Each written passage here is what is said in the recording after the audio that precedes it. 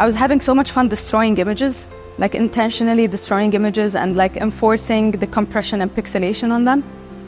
That scratched the part of my brain I didn't think that I had.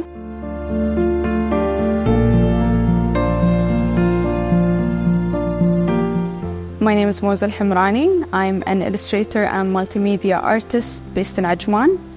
I've built my career as being an illustrator, but I've since then ventured into installation work and multimedia interactive work, which brings us to Homepage, my biggest interactive showcase yet. I just turned 29 last month. My background in art consists of, again, being an illustrator for the most part. I was mostly self-taught. I did study multimedia design in university, but it was mainly the launching pad for me to take this further and do a lot of self-research and exploration afterwards. My love for art started as early as kindergarten, I believe.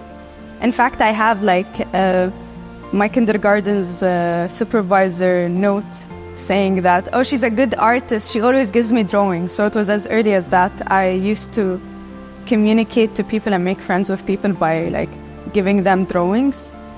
So that was, I think, the earliest memory of me using art as a medium of communication. Because I go through time periods where I'm sick of art, and then for whatever reason I go back to it. I feel like it's built into me at this point. Like, I have to do it, I have to get it out. Like, I have an itch, I need to create something to make meaning, you know? I feel like if I'm not creating something, then what am I doing with myself? And it's always a struggle with families, of course, like trying to justify your work as an artist. The more you work hard towards succeeding in this field that you chose, the more they will start to believe in you. It was a big mental journey for me to have a solo show, because throughout I've had exhibitions before, but it was always in group settings. So there were other people showcasing with me, and I wasn't put in the spotlight. So I had some breathing room to hide if I needed to. But to have a whole show that I had to fill up with my own artwork, that was scary and at some point very overwhelming. Great support from the Tashkil staff. They helped make this come true. I cannot emphasize this enough. Their support really helped bring this show to life. A lot of the things that I was worried about were figured out for me by the Tashkil staff, so that really helped out. During the CPP program, I had made it a point that I wanted to pursue coding for art, and I wanted to do more interactive works. That made me explore a lot of programming techniques, which made me play with images more through these programs that I was creating throughout my time in the CPP program. So I was having so much fun destroying images, intentionally destroying images and enforcing the compression and pixelation on them. That scratched the part of my brain I didn't think that I had. You can enjoy pristine and clean works and pristine and clean images, but for me, I wanted to do the exact opposite.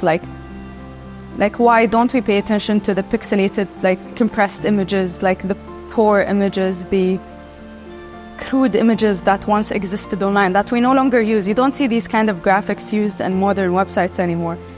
One of the few things that I appreciate about this technology, artists are having a sensitive time when it comes to AI, and I do agree that in some instances it shouldn't make you stray away from your mission as an artist. You shouldn't fully rely on it, but if it can help you cut production time, then by all means, you'll be able to produce more works and put more stuff out. See, traditional art mediums are gorgeous, and digital art mediums are also beautiful. Both can exist at the same time. I'm not going to pick one over the other. I think both mediums are beautiful in their own terms. My love for digital media comes from the fact that I can easily edit and pick from a wide array of colors without having to figure out the actual physical supplies. For me, as someone who can sometimes be indecisive when it comes to the final outcome, it's important for me to see the same artwork in 15 different forms, different colors, different effects. and that can be easily achieved with digital work. The UAE has had many grants, many opportunities available for Emirati artists and UAE residents, not only just Emiratis. I was part of the Sheikh Salama Emerging Artist Fellowship, which is like backed by the UAE, and it awards UAE-based artists, not only just Emiratis, but anyone residing in the UAE and has practiced art in the UAE can benefit from this program. I work as a community outreach coordinator for the Sharjah Art Foundation, which is lovely because it relates to what I do outside of my formal job.